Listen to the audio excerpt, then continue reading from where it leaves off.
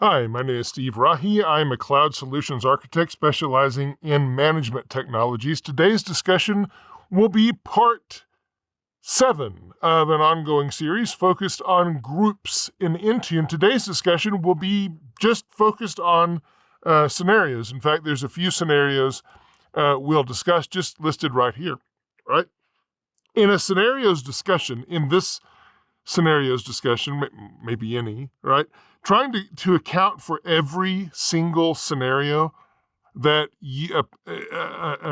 a situation might call for or customer might hit or whatever is really difficult. And so I'm not even going to try to do that. There are a few interesting scenarios that I want to talk to you about. One of them, the last one, we'll spend a little bit of time on. But the whole idea of this is to try to plant the seeds for your own success, right? Whenever you encounter those unique scenarios that perhaps you don't see a way forward to address, to look a little bit out of the box, a little bit beyond what's in front of you, right? To be able to see possibilities, right?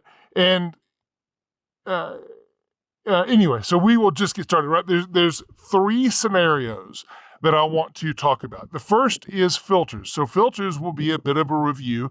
I did a session on filters. My intention here is not to rehash that session, but to pull that back into your mind because it is a very powerful capability that you have at your fingertips if you use it for certain scenarios. So we'll talk about that. Then a couple of programmatic options, right, for you with nested groups, with managing assignments, right, and so forth. Talking about your scenarios. Obviously, we can't talk about your scenarios because this is not an interactive discussion here. But the elements that I've discussed up until this point, right? This session is kind of intended to put a bow around the topic and bring some of those forward again and kind of show the art of what's possible, kind of thing. So let's just get into here. We'll talk about filters first. And this slide has been in the previous presentation on filters, right? Filters is one of those things that is unique to Intune. So as we've talked about, groups are a construct of intra-ID. The Intune product does not own groups directly. And so making any kind of changes on groups, not really a thing because groups is a component used by Intune and multiple other products, right? So whatever changes happen to groups, it needs to be taking into account more than just Intune. So Intune introduced filters to help with its intended purposes, right? Something Intune specific. So the story is really the good analogy for a filter is Config Manager, right? So for those who have experience with Config Manager, in the collection world, you will have a main collection. It's called a limiting collection. And then any new collections that you build, you will specify a limiting collection. The net of that is your new collection cannot have any more members than the limiting collection. So if you use all systems in the Config Manager world, for your limiting collection, that represents the entirety of the Config Manager world. And so your new collection would then have a subset of all systems. Well, if your limiting collection was all workstations, then automatically you've excluded servers because there are no servers in all workstations, and your limiting collection will, or your new collection can only have workstations, not servers. Anyway, I'll end with that. But the analogy here is a good one. So filters, right? It would be the rare case where a Config Manager administrator would actually target a deployment to the all systems collection. Yet in the filters world, right? The analogy being collections and the limiting collection, whatever. The implementation of that in filters is you would target all devices, right? Now, your goal is not to target all devices. Your goal is to target a subset of all devices. So in this first example, we're targeting with our assignment in Intune all devices, but we have a filter created using, in this example, enrollment profile name, which for Windows devices, that will be all devices that have an autopilot provisioning profile assigned. And so automatically, if all devices contains 10,000 devices and only 5,000 of those devices have an autopilot provisioning profile, then we are immediately going to filter to just the 5,000, right? Same thing on the user side, right? We might target all users, but really we only want to target those users that have apps running on an unmanaged device. So in the case of an app protection policy, right? Then we could use the device management type as a filter. And over here for kiosk and whatever, I won't belabor the point. Here's the thing to also remember about filters. Why were filters built? Why were they introduced? And the answer is because of the lack of control that we in Intune have over the dynamic group update cadence. In Config Manager, for example, you could change the update cadence for a collection to whatever you needed it to be. There were other ways to deal with the update cadence on a collection. On a dynamic group in Intra ID, there is no way to manually force an update or anything else. It happens when it happens, right? So it could be immediately, it could be 2 hours from now after you add or after a new system gets enrolled, right? That's problematic for some scenarios. So let me give you an example by describing a scenario, and then we'll move on to actually looking at filters. So there was a customer that I worked with a while ago who had a bunch of iPads. And on those iPads, and by the way, this is just as equivalent to Android and Windows. You could extrapolate the example, right? On these iPads, they wanted to have certain restrictions, like blocking the Apple Store, whatever else, right? And they wanted those there immediately before the users were able to start using the devices so that they would be secure. And so they used dynamic groups for targeting these restrictions to the devices. And the restrictions made it, the restrictions worked, but the problem was those restrictions didn't get there sometimes up to 2 hours later, which is a showstopper for this particular scenario. Fortunately, right around the time that they brought this forward, a few weeks earlier, we had introduced filters. So I told them, here's what you need to do. You need to target all devices, and you need to create a filter for whatever device types you want. In this case, these iPads would have just come out of enrollment through Apple Business Manager, and so we could use the same example here on the far left of a provisioning profile, an enrollment profile name, and that would uniquely identify those devices that had come through ABM. When they did that, the restrictions came through immediately. There was no delay. Why? Because we are not waiting for dynamic group calculation. We are immediately applying the filter. It gets applied. When a device enrolls, the first place it shows up is going to be in an all devices group instantaneously, pretty much, right? And so it's a very, very elegant way to do this. Now, that's one example. There could be a whole lot of other examples that would apply to you. One thing I would also say is keep in mind this, right? Could you use a dynamic group and then apply a filter on top of the dynamic group? Well, yeah, you could, I suppose. I don't know why you would want to do that, because if you're willing to tolerate the calculation of a dynamic group, then you could just use it directly, right? But in theory, you could. I've not tried it, to be honest. the filters really win where you're trying to get things done very much faster than what a dynamic group would allow, right? Okay, so enough about that. I'm not trying to, again, rehash it. I do want to show you, though, how to work with filters and where they are at least, right? So if we go in the portal to tenant administration, here we have the ability to see filters. Here they are, right? Now, the filters that I define here, and I'm not going to go through the detail. I'll show you one. I'll pick one up. Maybe let's do that. The filters that I design here are basically a library. They are not actionable in and of themselves. Here's just an example of designing a filter. Here's some of the options you can use, whatever makes sense, right? These are not actionable in and of themselves.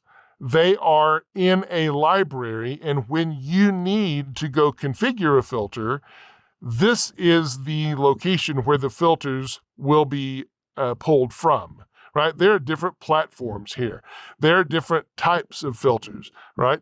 And so whenever we want to go apply one, let's just go over to device configuration for a minute. And Windows and configuration here. I'll just pick a random example. Here we go. Right, and then go look at my assignment. I can go edit my assignment. You see that I have a group in here, and I have a filter mode, and here is where I would go select my filter. Now, the filters that show up in the list are going to be the ones that match the type of configuration where I'm trying to apply the filter, or another way of saying it, they are applicable for this particular type of configuration. It wouldn't make sense to have a configuration like for an app protection policy here, because this is not an app protection policy.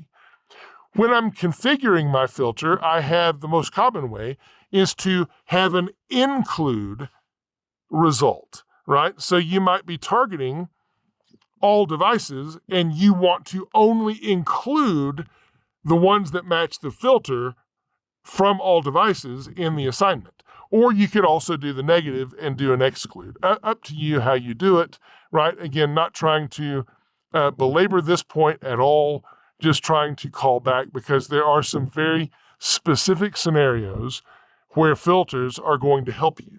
And so that's why I call that out. Now, moving on, programmatic, right? I'm going to show you two. This one I'm not going to spend a lot of time with, but I'm just going to give you a couple of ideas. So one of the things that I've heard when I've talked to folks using or approaching using Intune, especially when they come from a config manager background or so on, right? One example here would be, hey, can I do something in the Intune that would facilitate the equivalent of a phased deployment in config manager? Because maybe I'm accustomed to using phased deployment, so I roll out a particular change gradually. And the answer is no, right? There is no equivalent in Intune for a phased deployment. Or is there? Oops, sorry, I went back a slide. Or is there, right? The answer is there's not. But the answer also is there could be, right? You would have to think outside the box and perhaps, work through your own solution for it. Here's one of two examples. I've said before, we can do pretty much anything, really anything. I've not come across anything and more in script that you can do in the portal. So if you can do it in the portal, you can do it in a script, right? So here you see the PowerShell element Graph API over here. So in this scenario, consider that you might have an empty deployment group, something that is just there. It is assigned to the app or configuration profile or whatever, right? And you have this group here intentionally empty because you're going to programmatically control when other groups get added. So maybe group A is your first set of devices could be users too, I suppose, that you want to receive a particular configuration. So programmatically, you could take this group and place it inside your deployment group, right? That's nested groups. We've talked about nested groups, right? So that would work very well. And so all the devices or users in group A would start to get this particular application. And then later on, whatever timing you want, you could build it into the script. You would take group B and add it to deployment group. Now group A and B are both in your deployment group. Because they're nested, they both start to get the configuration and things roll forward. Then you do that with group C. And so you have effectively created your own version of a phased rollout, right? You could do that.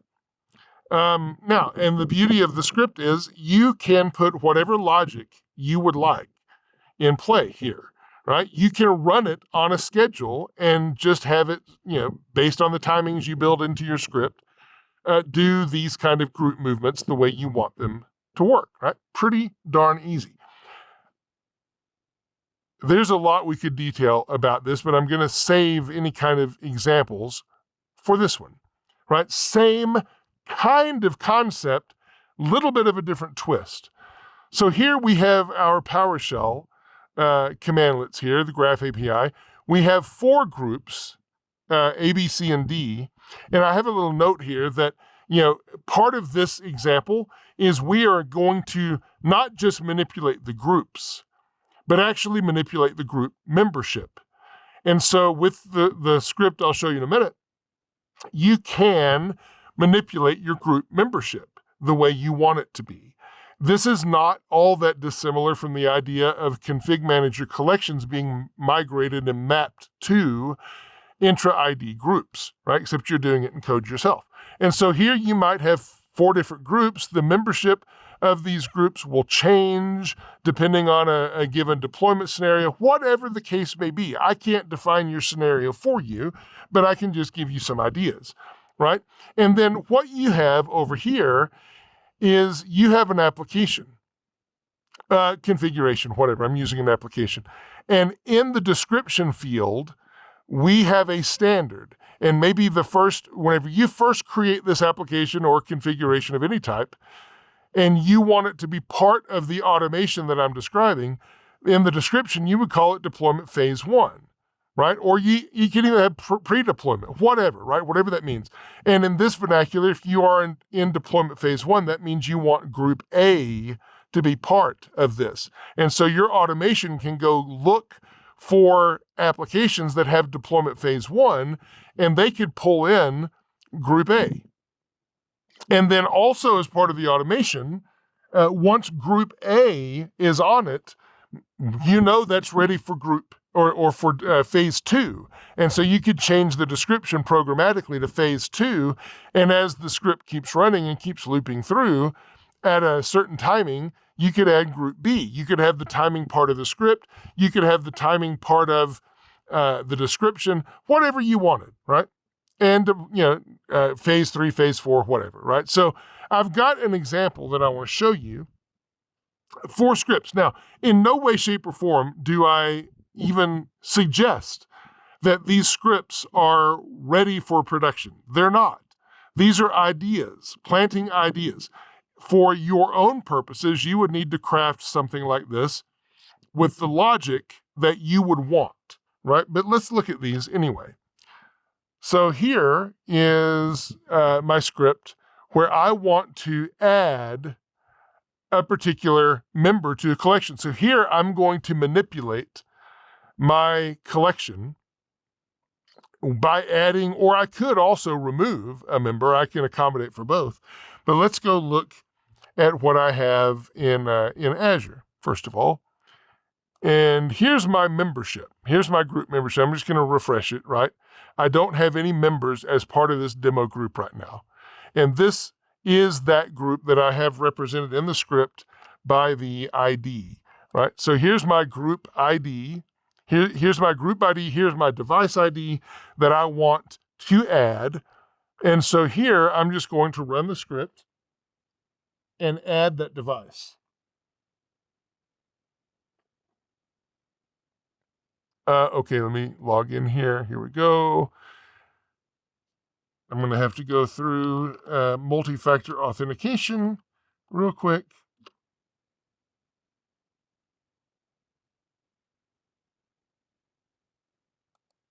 Here we go. One moment.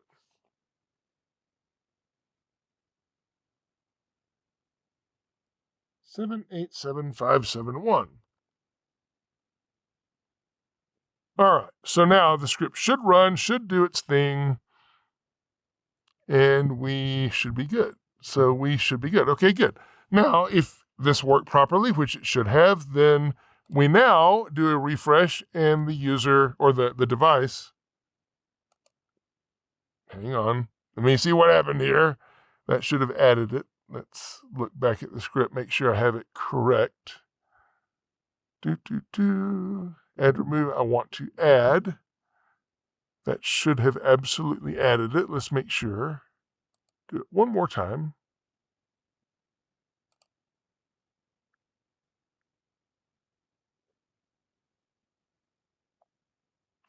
Let's see. Hang on. Let's see what's going on with this. I just did this earlier, so let me check.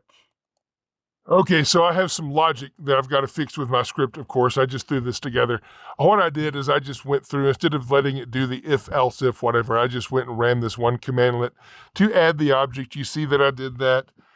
You see that it's in my group now, no problem, right? So all workable, right? Not a big deal. Again, not intending to try to write a production-ready script at all. Now, here's part two.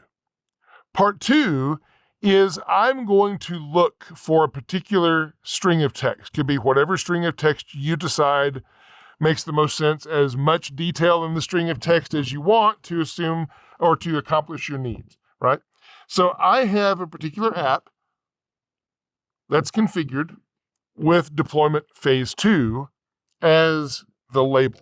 So let's go find that one and make sure we're ready, and we'll demonstrate this working. So here under apps, let's go under Windows, and then this is my app. I want to make sure that it's configured, ready to go. I did this a minute ago, so I may still have this on it. I do.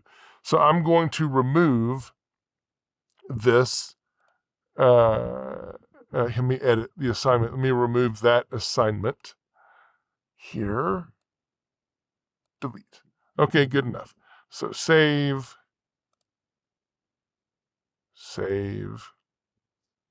Okay. So now I do not have that assignment.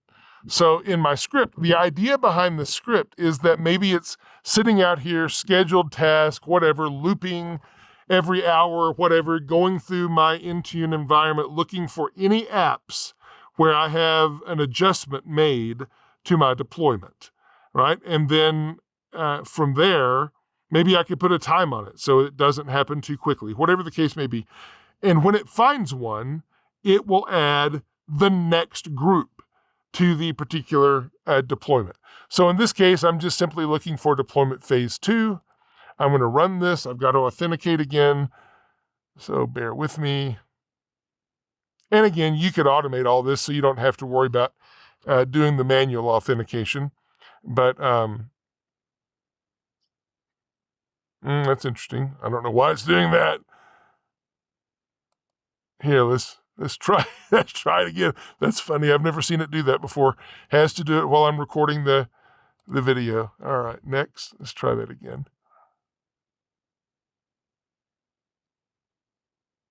Well, now that's just bizarre. I'm going to pause the video and just relaunch PowerShell for a minute. Okay, so I've relaunched. Let's try this again and see if I get a different experience. Pick my account. Hey, that's much better. I don't know why it was doing that a moment ago. Doesn't matter. Let's just get logged in. Okay. Waiting for the text code. There it is.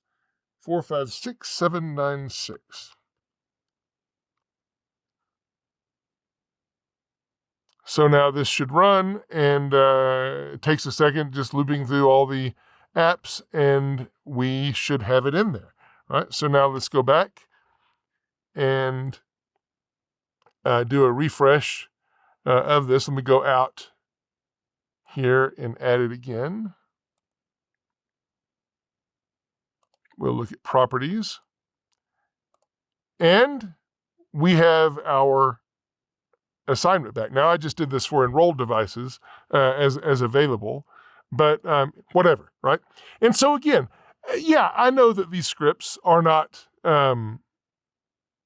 production ready, not at all. No intention to make them such, right?